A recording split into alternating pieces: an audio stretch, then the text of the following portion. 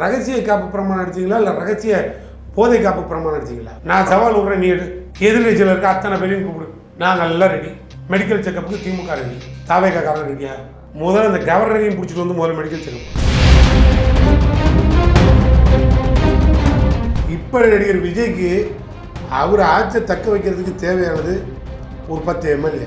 அதுக்கு ஒரு 12 பேர் ராஜினாமா பண்ண மாட்டாங்கன்னா அந்த அளவு ஓடி ஓடி கூவி கூவி வியாபாரம் பண்ணிட்டு இருக்காங்க. மெரிபா paneer soda, I trust மெரிபா. Congress எல்லாம் 25 வருஷத்துக்கு 50 வருஷத்துக்கு முன்னாடி அடக்க மாட்டாங்க தமிழ்நாட்டில். அதுக்கெல்லாம் நாங்கள் ஆர்டிஸ்ட் பாட்டில் கொடுத்து பிடிச்சி படுக்க வச்சு தேத்தி இப்போ கடைசியாக பார்த்தா இன்னொரு பக்கத்தில் போய் பூஸ்ட் பாட்டில் சாப்பிட்டு ராஜாஜியில் ஆரம்பித்து இன்றைக்கி ராகுல் காந்தி வரைக்கும் இந்தி திணிக்கிறதுல தெளிவாக இருப்பாங்க. அதில் மாற்றமே இருக்காது.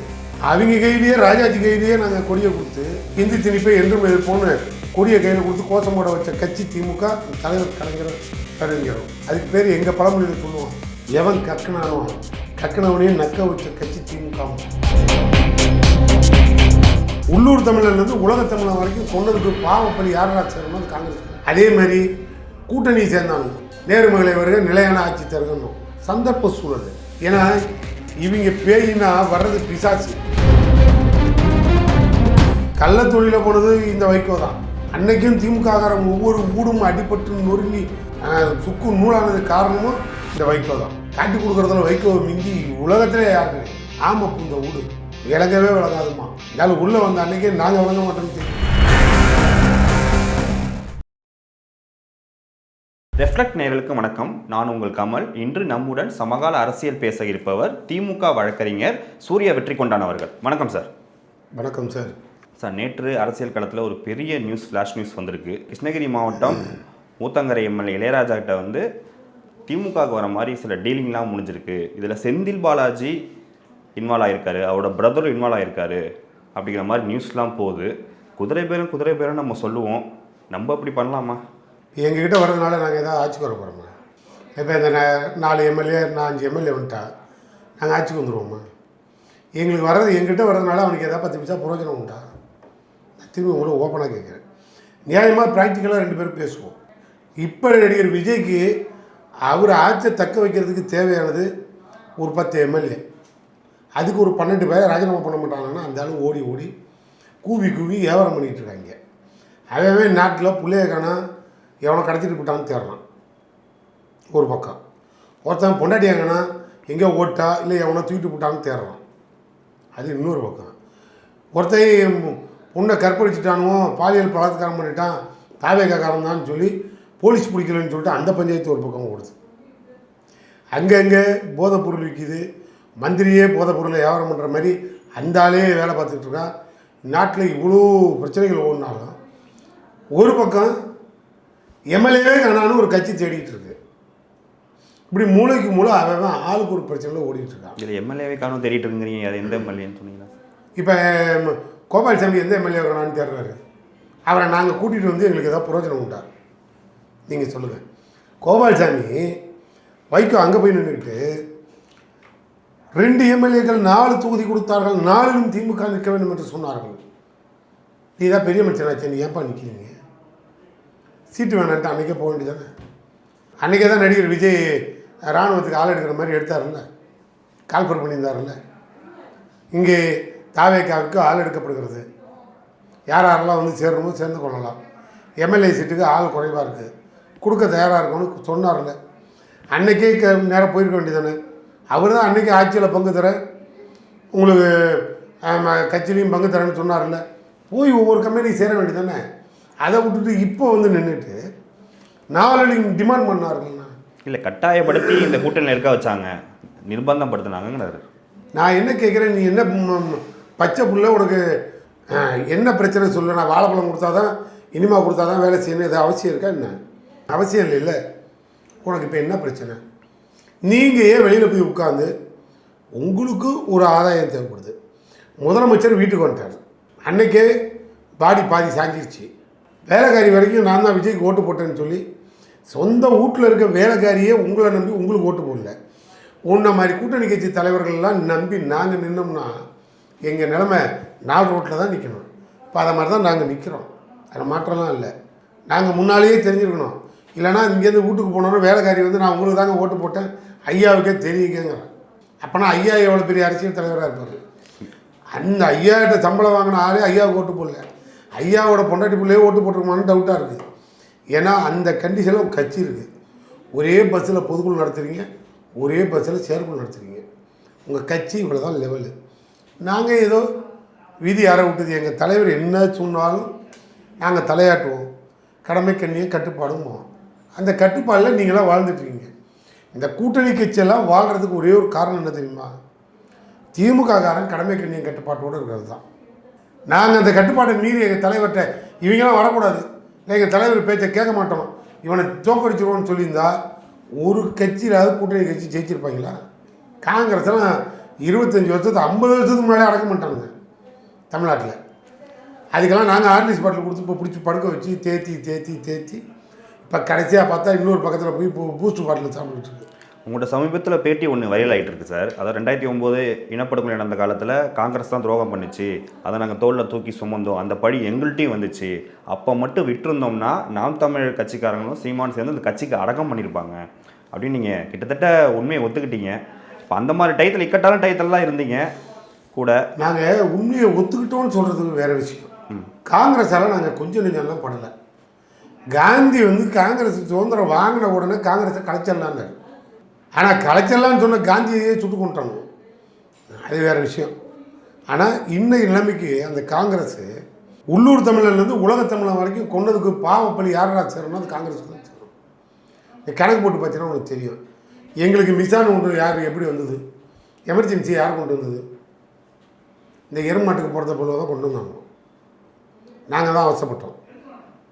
அதே மாதிரி கூட்டணி சேர்ந்தானுங்க, நேர்மகளை வருக நிலையான ஆட்சி தருகணும், சந்தர்ப்ப சூழல். ஏன்னா இவங்க பேயினா வர்றது பிசாசு, பரவாயில்லடா ரெகுலராக இருக்க பேய் கூடிய குடும்பம் நடத்துவோன்னு இந்த ஏழரை கூடியே உட்கார்ற மாதிரி ஆயிடுச்சு. அதனால் காங்கிரஸை கூட வச்சுருந்தோம். ஏன்னா இவனாலையும் தமிழ்நாட்டுக்கு ஆபத்து தான். இவன் தான் இந்தியை திணிச்சு எங்களில் ஒரு 100 பேர் செத்து மொழி போர்த்தி ஆகின்னு நாங்களே பட்டம் கொடுத்து நாங்களே ஊர் ஊராக சுற்றிக்கிட்டு இருக்கோம். இந்த ஜனவரி 25 நாள் எதுக்கு வருது? மொழிப்போர் வீர வணக்க நாள். காங்கிரஸ்காரன் தான். ஒவ்வொரு வீர வணக்க நாள் வரும்போதும் காங்கிரஸ்காரனை நிற்க வச்சு சவுக்கால் அடிக்கணும்.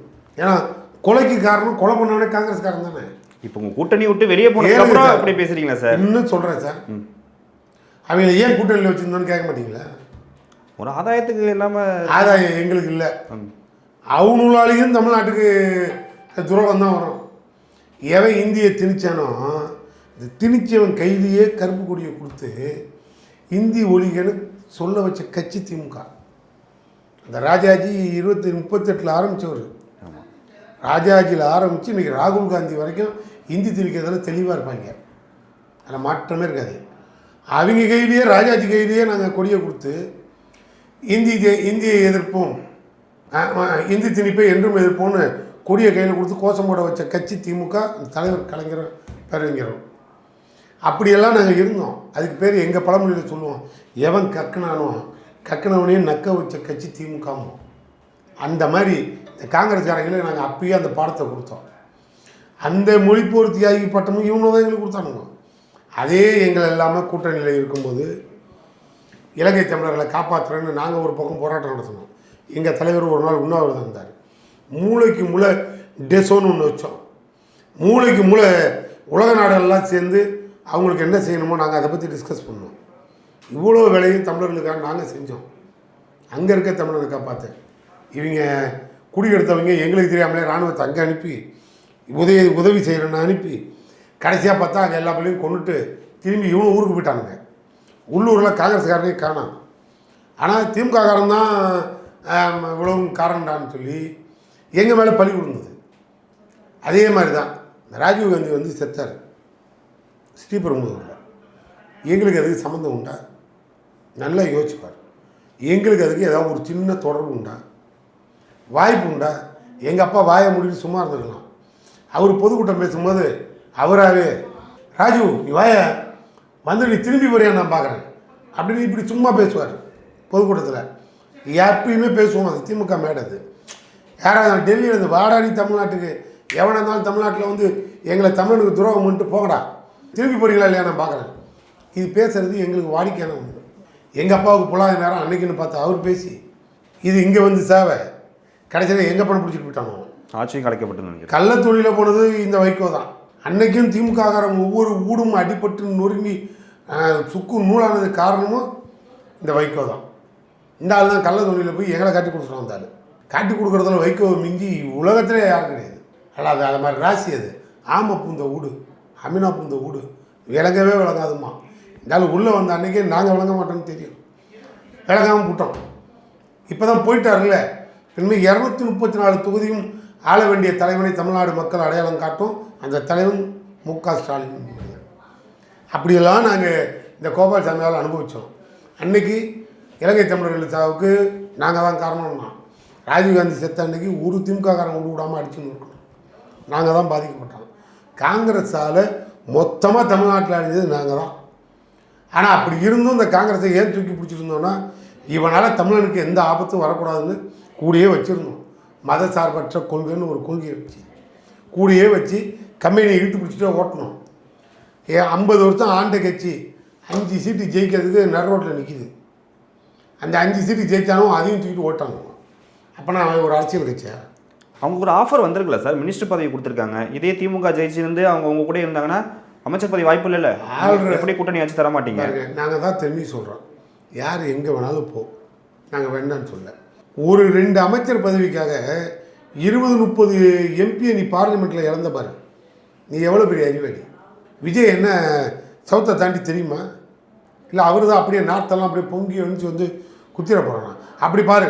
நீ விஜய் தான் பெரிய ஆள்னு முடிவு பண்ணிட்டீங்கன்னா ராகுல் காந்தி தூக்கி போட்டு விஜய் பிரைம் மினிஸ்டர் கேண்டிடேட்டாக அறிவிச்சு காங்கிரஸை கூட்டிகிட்டு போய் எல்லாத்தையும் ஒன்றா சேர மன்னார் கம்பெனியை. எனக்கு தெரியும் சார் இந்த கம்பெனி எங்கே வரணும். இவனும் இத்தாலி கம்பெனி, அவங்களும் இத்தாலி கம்பெனி தான். அதனால் எல்லாம் ஒன்றா ஒத்து போகும். அதனால் இவங்க அந்த பாணியில் தான் போவாங்க.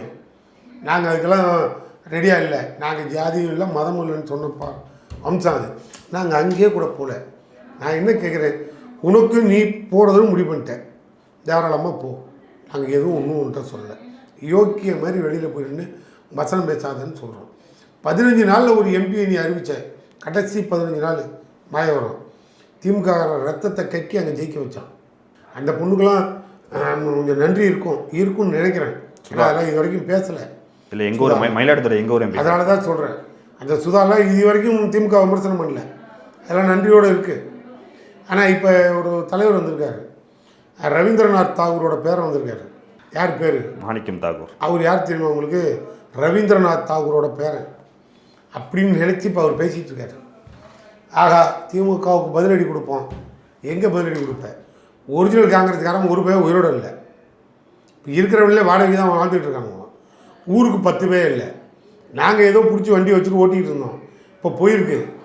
அடக்கம் பண்ண பாடியை தூக்கி ஆப்ரேஷன் பண்ணால் பொழைச்சிக்குமா? சொல்லு. பொழைச்சிக்கணும்னு சொல்லுங்கண்ணே. பொழைச்சிக்க முடியாது. பொழைச்சிக்க மாட்டான்ல. காங்கிரஸ்லாம் நாங்கள் என்றைக்கும் அடக்கம் பண்ண பாடி. எங்களாலேயே காப்பாற்ற முடியலன்னா இவங்களையும் காப்பாற்று. அதெல்லாம் ஒன்றும் பேச்சுக்கே வேலை இல்லை. இவரை விடு, கூட்டணி கட்சியை விடு. நான் ஒரே ஒரு வார்த்தை கேட்குறேன். நம்பிக்கைக்குரிய ஒரு தலைவன் தமிழ்நாட்டில் இப்போ விஜய்னு இத்தனை அரசியல் கட்சி தலைவர்களும் முடிவு பண்ணியிருக்கீங்க. என்னைக்காவது தமிழ்நாட்டுக்கு வந்திருக்க ஆபத்தில் ஒரு ஆபத்தை ஏற்று விஜய் போராடி இருக்காருன்னு நீ இப்போ எனக்கு ப்ரூவ் பண்ணி காட்டு. விஜய்க்கு என்ன அரசியல் தகுதி இருக்குது? விஜய் முதல்ல யார்? முன்னாள் நடிகர் விஜய், அரசியலுக்கு வந்ததுக்கப்புறம் ஜோசப் விஜய். இவ்வளோ தான் விஜயோட மாற்றம். ஆட்சி அதிகாரத்தை மக்கள் மாற்றம்னா கொஞ்சம் டைம் கொடுக்கணும் சார். சார் என்ன மாற்றம்னா என்னடா மாற்றம்னு பார்த்தேன். அன்றைக்கி சாதாரண விஜய், இன்றைக்கி ஜோசப் விஜய். இதுதான் மாற்றம். பேரில் தான் மாற்றம் வந்தது. 10 பைசாவுக்கு பிரயோஜனம் கிடையாது.